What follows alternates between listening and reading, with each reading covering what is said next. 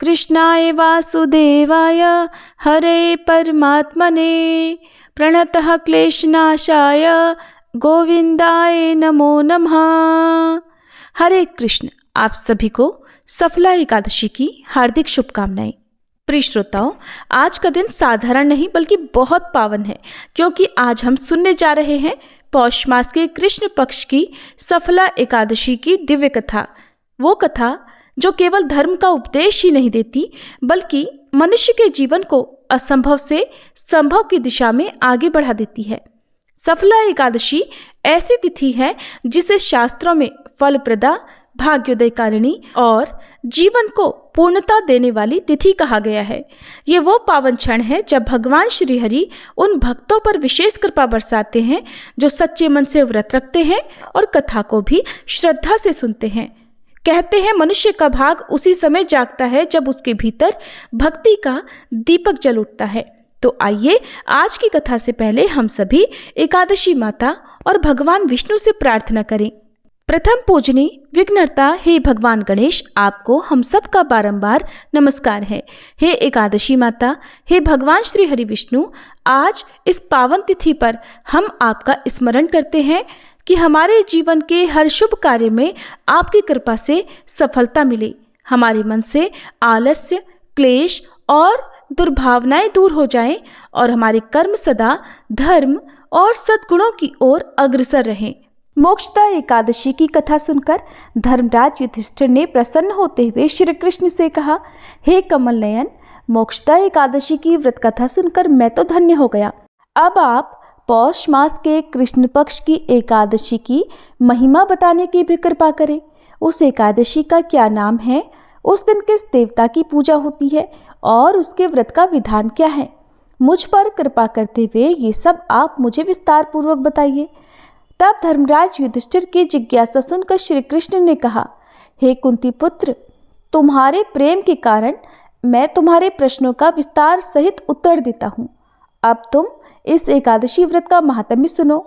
हे धर्मराज, इस एकादशी के द्वारा भगवान श्री विष्णु को शीघ्र ही प्रसन्न किया जा सकता है। पौष माह के कृष्ण पक्ष की एकादशी का नाम सफला है। इस एकादशी के आराध्य देव नारायण हैं। इस एकादशी के दिन श्रीमन नारायण जी की विधि के अनुसार श्रद्धा पूर्वक पूजा करनी चाहिए।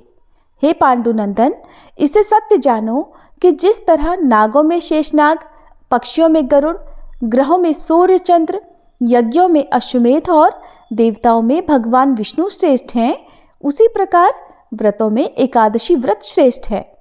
हे धर्मराज, एकादशी का व्रत करने वाले व्यक्ति भगवान श्री हरि को अति प्रिय हैं। इस एकादशी में नींबू, नारियल, नैवेद्य आदि अर्पण करके भगवान नारायण का पूजन करना चाहिए। मनुष्य को 5 सहस्त्र वर्ष तपस्या करने से जिस पुण्य फल की प्राप्ति होती है, वही पुण्य श्रद्धापूर्वक रात्रि जागरण सहित सफला एकादशी का उपवास करने से मिलता है। हे युधिष्ठिर महाराज, अब तुम सफला एकादशी की कथा भी ध्यानपूर्वक सुनो। प्राचीन समय में चंपावती नगरी में महिष्मान नामक एक राजा राज्य करता था। उसके 4 पुत्र थे। उसका सबसे बड़ा लुम्पक नाम का पुत्र महापापी और दुष्ट था।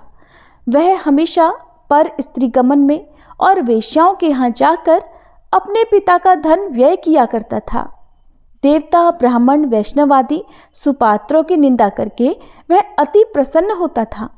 सारी प्रजा उसके कुकर्मों से बहुत दुखी थी, परंतु युवराज होने के कारण सब चुपचाप उसके अत्याचारों को सहन करने को विवश थे और किसी में भी इतना साहस नहीं था कि कोई राजा से उसकी शिकायत करता।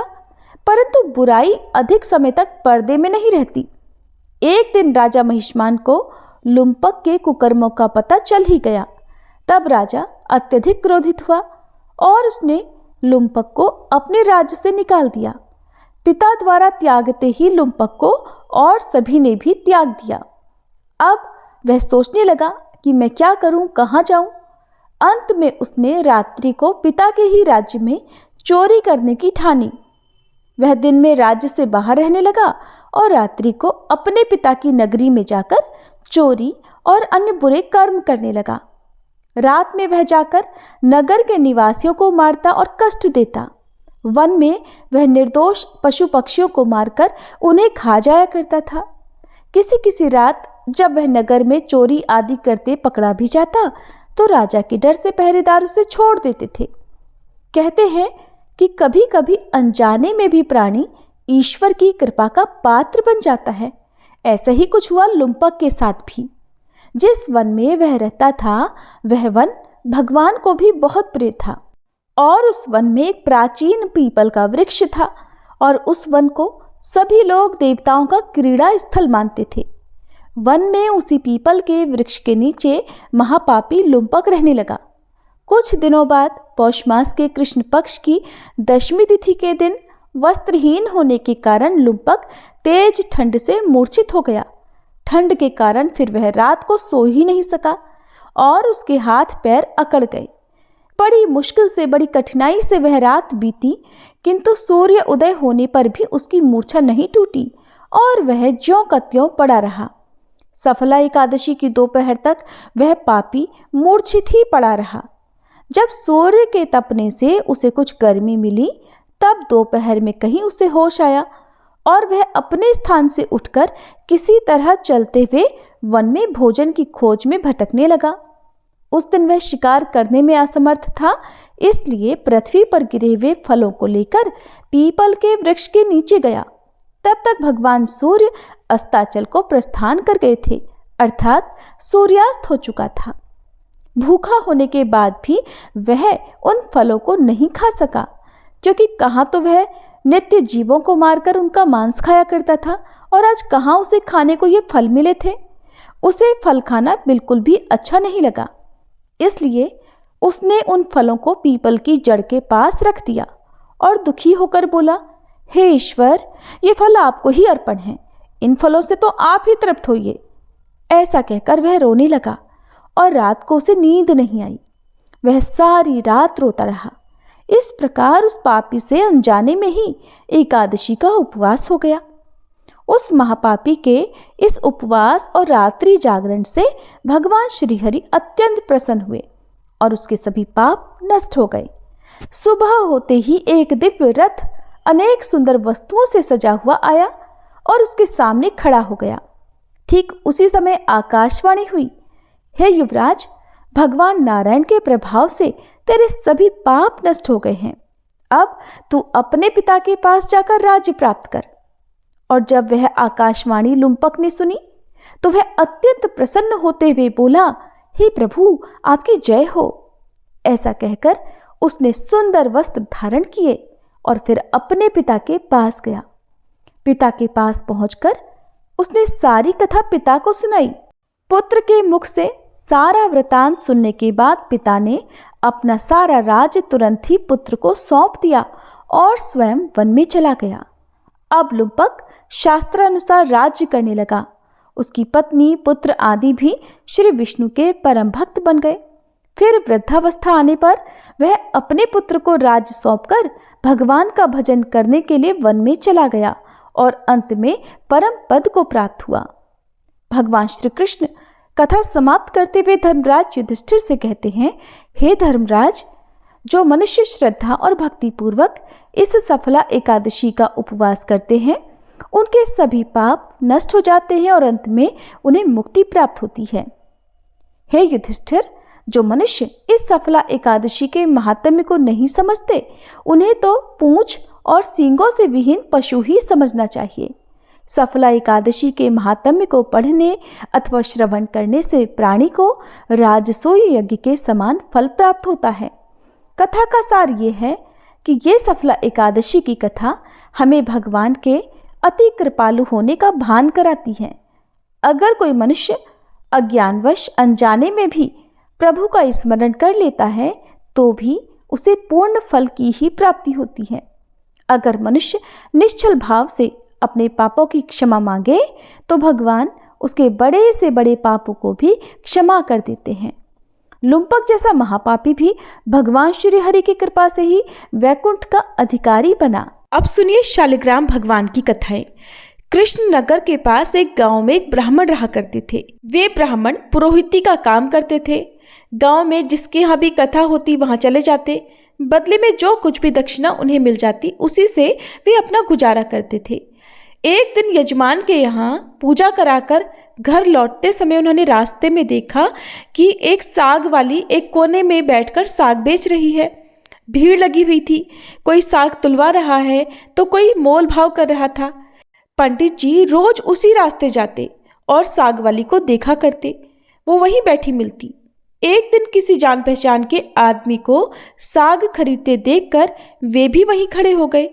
उन्होंने क्या देखा कि साग वाली के पास एक पत्थर का बाट है और उसी से वह 5 सेर वाले को 5 सेर और जो 1 सेर मांगता उसे 1 सेर का साग तौल कर दे रही थी। एक ही बाट से उस साग वाली का काम चल रहा था।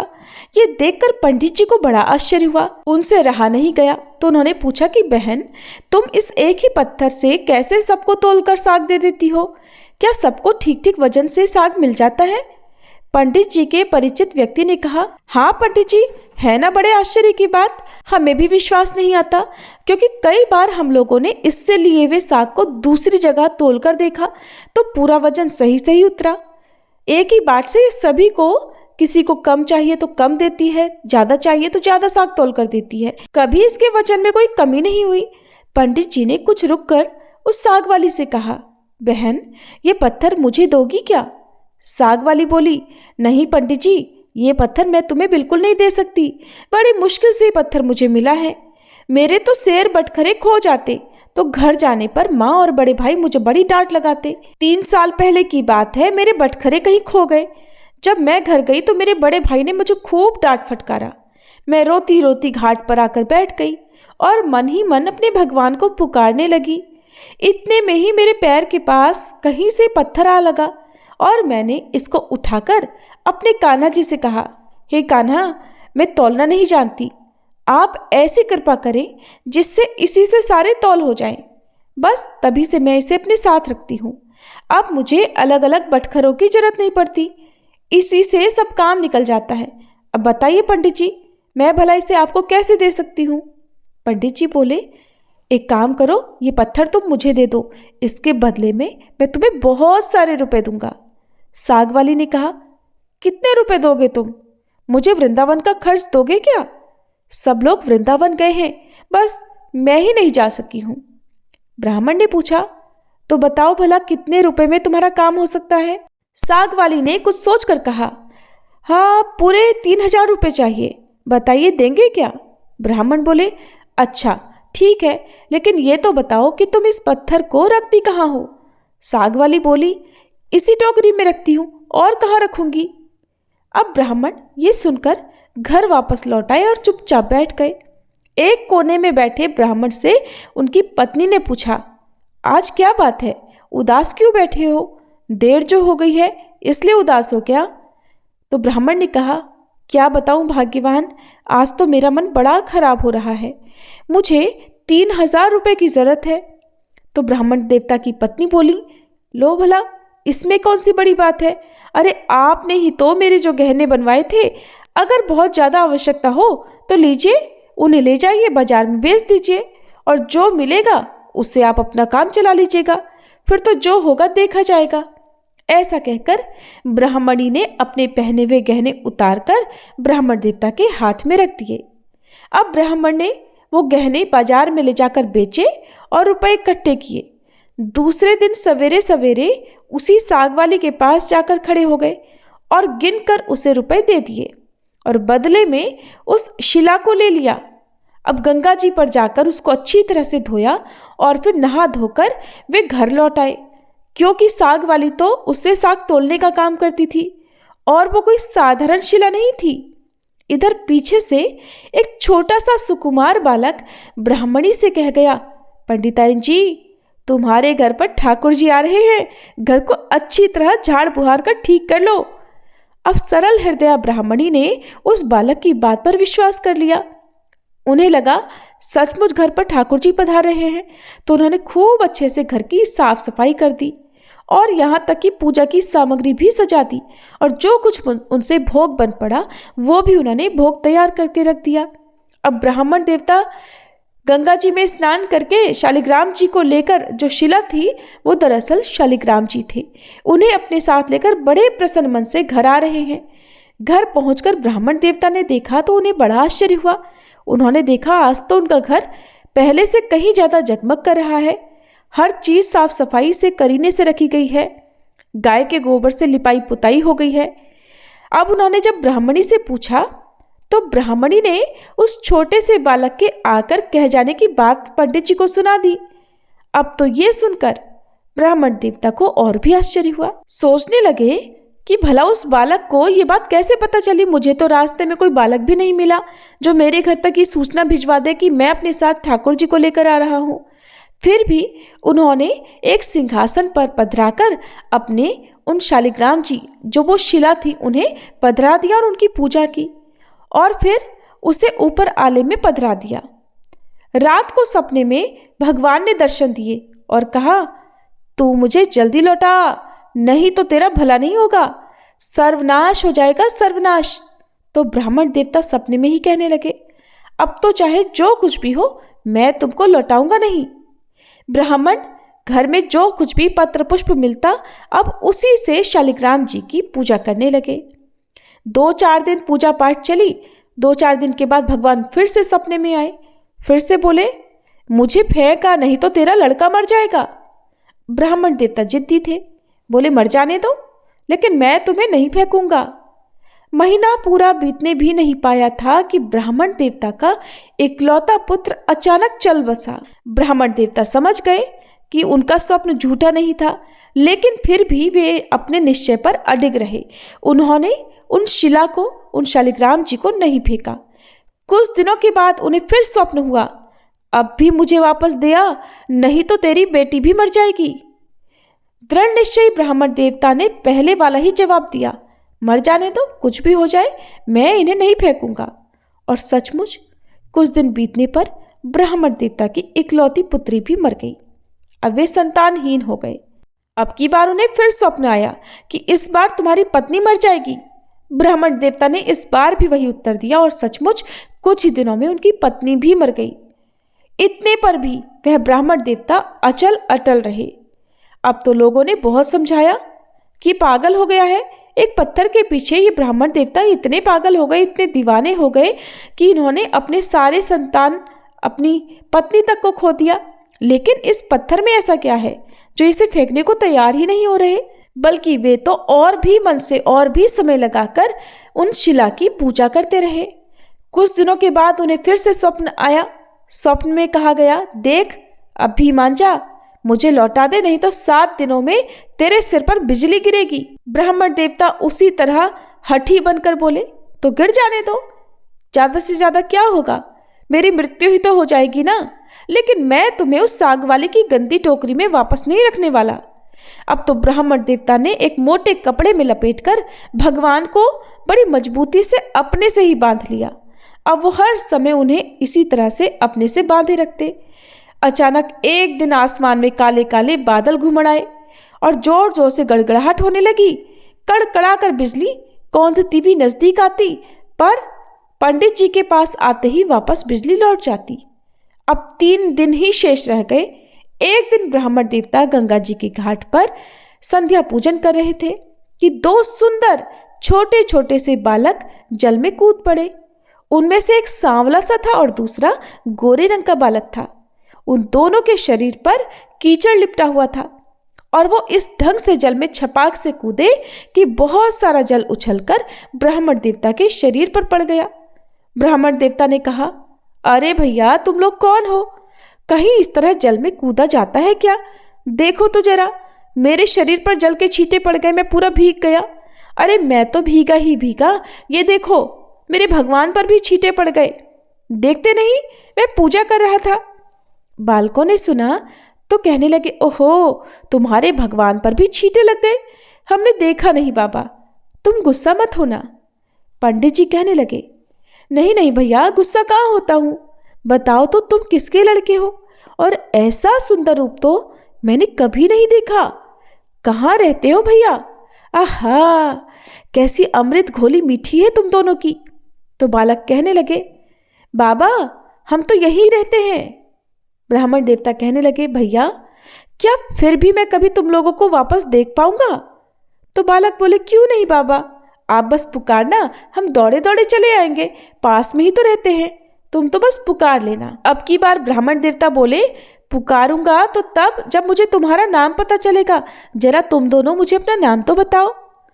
तो वे दोनों बालक बोलने लगे, बाबा हमारा कोई एक नाम नहीं है, जिसका जो मन होता है बस वो हमें उसी नाम से पुकार लेता है, आपका भी जो मन करे आप पुकार लेना। ऐसा कहकर वह सांवला सलोना बालक आगे बढ़ा, लेकिन जाने से पहले एक मुरली ब्राह्मण देवता के हाथ में धरकर बोला, लो बाबा ये मुरली, जब भी जरूरत हो इसे बजा लेना, बजाते ही हम लोग कहीं भी होंगे बस आ जाएंगे।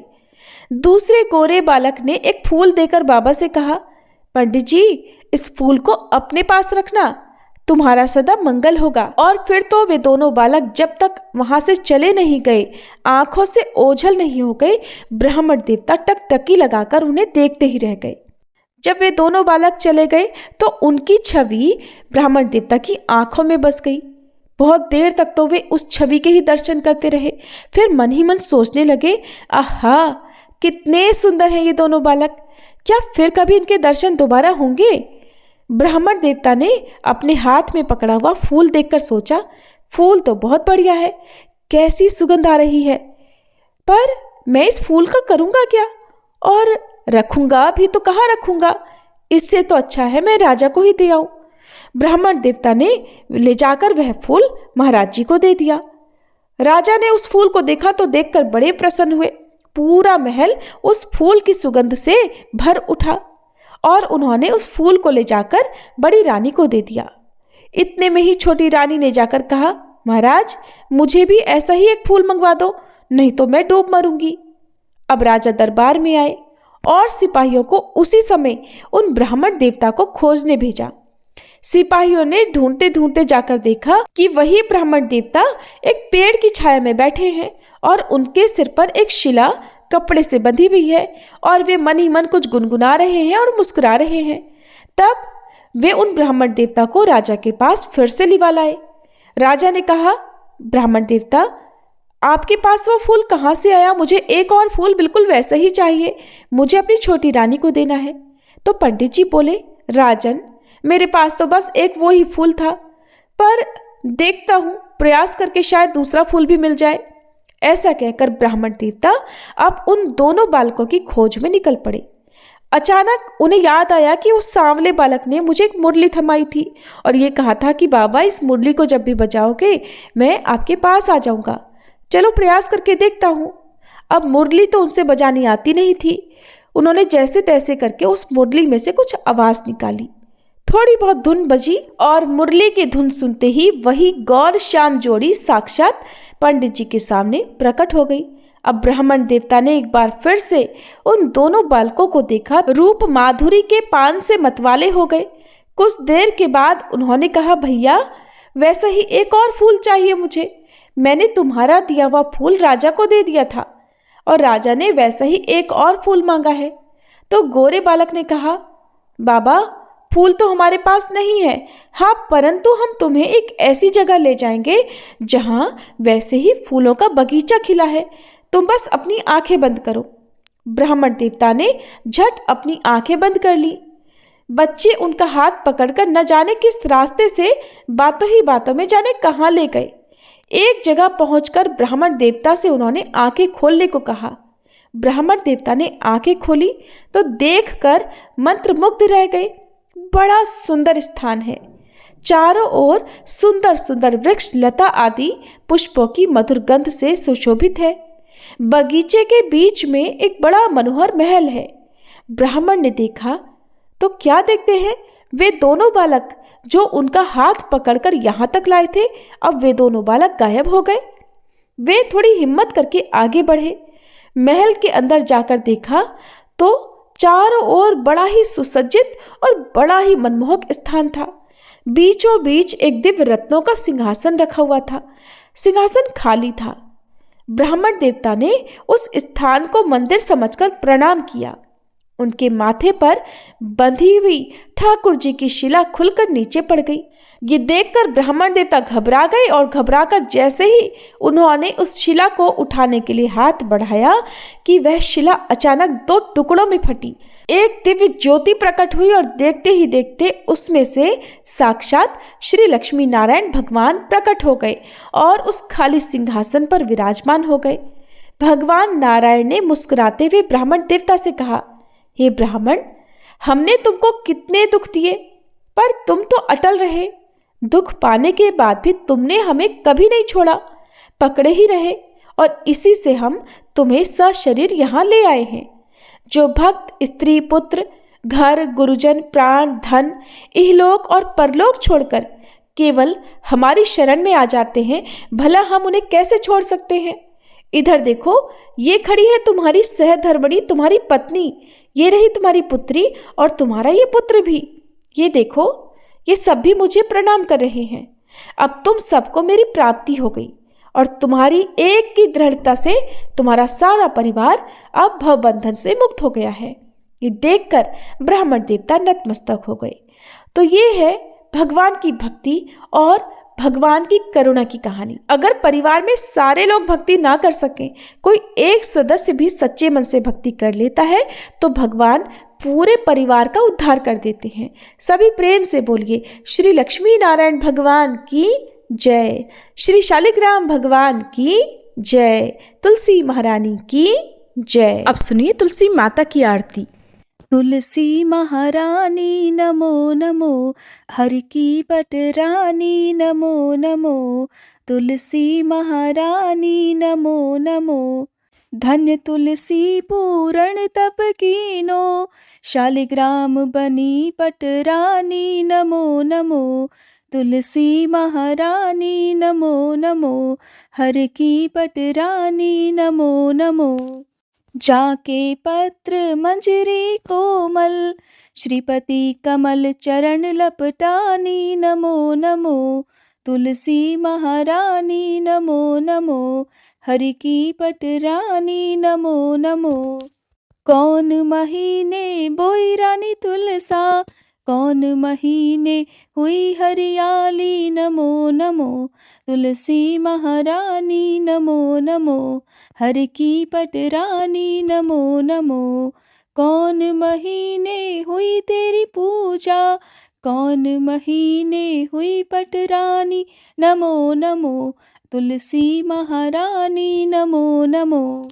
आषाढ़ मास में बोई रानी तुलसा, सावन महीने हुई हरियाली नमो नमो, तुलसी महारानी नमो नमो, हरि की पटरानी नमो नमो। कार्तिक मास में हुई तेरी पूजा, मंगसिर मास हुई पटरानी नमो नमो, तुलसी महारानी नमो नमो, हर की पटरानी नमो नमो। धूप दीप नैवेद्य आरती, पुष्पन की वर्षा बरसानी नमो नमो, तुलसी महारानी नमो नमो, हर की पटरानी नमो नमो। 56 भोग 36 व्यंजन, बिन तुलसी हरि एक न मानी नमो नमो, तुलसी महारानी नमो नमो, हरि की पटरानी नमो नमो। जो तुलसी को सवेरे गाए, श्री कृष्ण के दर्शन पाए नमो नमो, तुलसी महारानी नमो नमो, हर की पटरानी नमो नमो। जो तुलसी को दोपहर गाए, खीर खांड का भोग लगाए नमो नमो, तुलसी महारानी नमो नमो, हर की पटरानी नमो नमो। जो तुलसी को सांझ को गाए, श्री कृष्ण की आरती उतारे नमो नमो, तुलसी महारानी नमो नमो, हर की पटरानी नमो नमो। जो तुलसी को रात को गाए, श्री कृष्ण के चरण दबाए नमो नमो, तुलसी महारानी नमो नमो, हर की पटरानी नमो नमो। सब सखी मैया तेरो यश गावे, भक्ति दान दीजय महारानी नमो नमो। तुलसी महारानी नमो नमो, हर की पटरानी नमो नमो। तुलसी महारानी नमो नमो, हर की पटरानी नमो नमो।